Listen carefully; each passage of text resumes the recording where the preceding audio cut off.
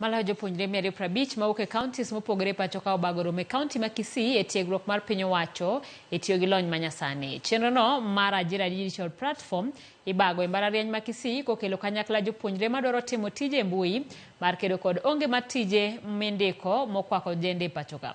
Apisa mag chenrono omedo jiwo jopuonjre mane otieko somo mondo oriwre kod chenrono mar jiwo ngimagi.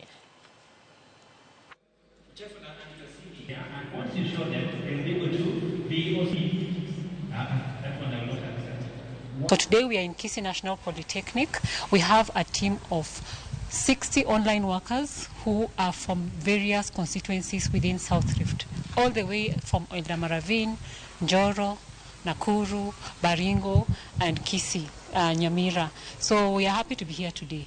So the benefits and objectives of this particular activity is for us to be able to celebrate success. We are celebrating online workers who have been taken through training and mentorship. I'd also like to thank the government for introducing such an initiative to students. It's been helpful for us, and I'd also like to encourage others to join and participate in this program. It's free. And I will encourage every other youth out there.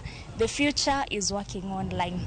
Move on into the online space, even due to the unemployment that is